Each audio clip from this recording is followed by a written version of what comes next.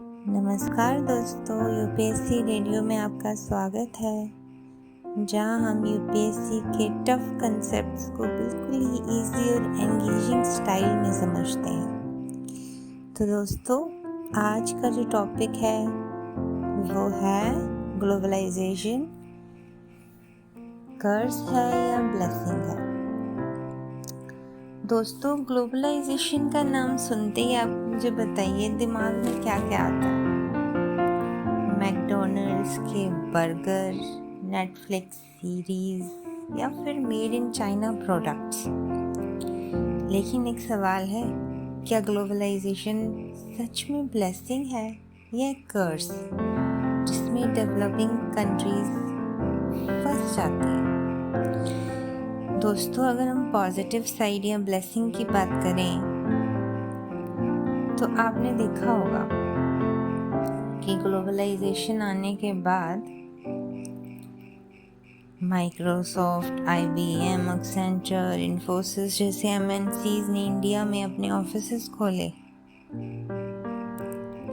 पंजाब, हरियाणा, बैंगलोर, हैदराबाद के यूथ को BPO, call centre jobs मिली, है ना।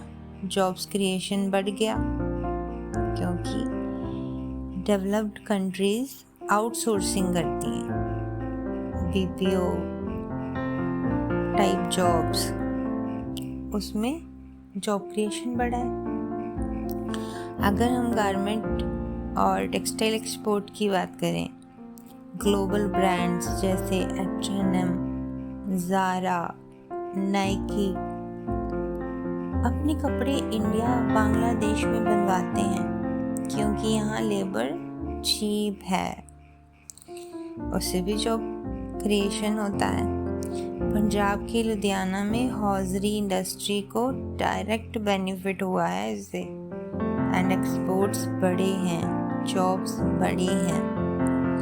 दोस्तों, एग्रीकल्चर और फूड प्रोसेसिंग की बात करें, पेप्सी, नेस्ले, ITC जैसे कंपनीज ने पंजाब में अपने फूड प्रोसेसिंग यूनिट्स लगाए। फार्मर्स को कॉन्ट्रैक्ट फार्मिंग और लोकल यूथ को फैक्ट्री जॉब्स मिले। गिग इकोनॉमी, स्विगी, जोमैटो, उबर, अमेजॉन, ये भी ग्लोबलाइजेशन का ही रिजल्ट है। आज के टाइम में हर शहर में delivery, driving, logistics, job creation हुआ है। ग्लोबलाइजेशन के साथ ही पंजाब की मोहाली, चंडीगढ़ जैसी सिटीज में कॉल सेंटर्स में लाखों जवान नौकरियां कर रहे हैं। लुधियाना की होजरी इंडस्ट्री में जीन्स, टी-शर्ट्स बना के यूरोप, अमेरिका में एक्सपोर्ट किए जाए जा रहे हैं। नेस्ले, पेप्सी के प्लांट्स पंजाब को बहुत तरह से फ़ायदा दे रहे हैं और नौजवानों को जॉब अपॉर्चुनिटीज़ मिल रही हैं। दोस्तों, ग्लोबलाइजेशन देखिए एक तलवार की तरह है, दो धारी होती है, एक तरफ ब्लेसिंग, एक तरफ कर्स। पर दोस्तों, सवाल है, ग्लोबलाइजेशन ब्लेसिंग है या कर्स। देखो, आपको बैलेंस्ड अप्रोच रखनी है ना।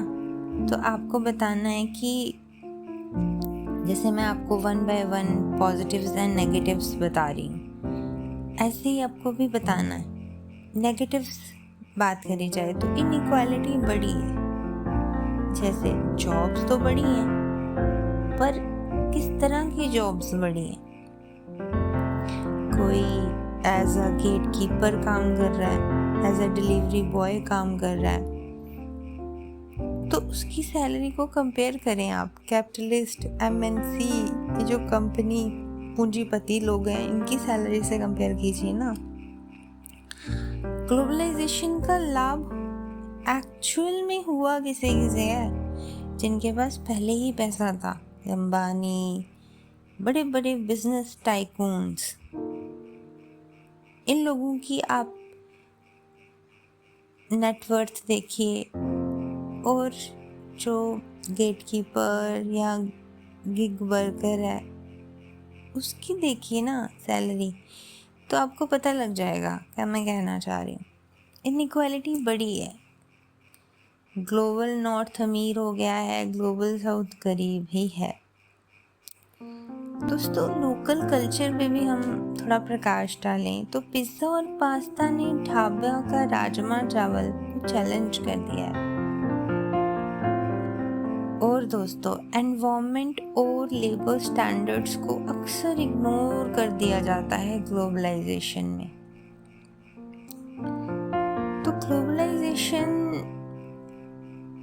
जैसे मैंने आपको पहले ही बताया, इसमें कर्स भी है, इसमें ब्लेसिंग्स भी हैं। एक तरह की तलवार है। एक साइड ग्रोथ, एक अपॉर्चुनिटीज देती है, दूसरी साइड इनइक्वालिटी और एक्सप्लॉयटेशन भी बढ़ाती है। सवाल ये है कि हम इसको कंट्रोल कर रहे हैं या ग्लोबलाइजेशन हमें कंट्रोल कर रहा है? बताओ दोस्तों, बताइए बताइए। आज गांव में बच्चा स्मार्टफोन, यूट्यूब चला रहा है। कनाडा, यूएसए, यूके, अमेरिका वाले रिलेटिव्स के साथ वीडियो कॉल पॉसिबल है ना? ये तो ब्लेसिंग हो गई। और पंजाब के किसान अपने खेतों के लिए नई नई मशीन्स फॉरेन से इंपोर्ट करा रहे हैं। वहीं राजमा चावल, मक्के दी रोटी, सरसों दा साग, उन सब को छड़ के दोस्तों लोग पिज्ज़ा बर्गर खा रहे हैं। लोकल दुकानदार को नुकसान ही नुकसान, क्योंकि बड़े बड़े मॉल, ऑनलाइन शॉपिंग ने उनका कारोबार ठप कर दिया है। और दोस्तों, ये एमएनसी कंपनी सिर्फ और सिर्फ अपना प्रॉफिट देखती है, लोगों का भला नहीं देखती, और अक्सर एनवायरनमेंट को पोल्यूट करती है ना? आप देख ही रहे हैं आजकल क्या हाल है। कभी भी मौसम में ऐसी तब्दीली होती है, एकदम से बारिश पड़ेगी और सीवेज आउटफ्लो, वाटर लॉगिंग जैसी प्रॉब्लम्स आ जाती हैं।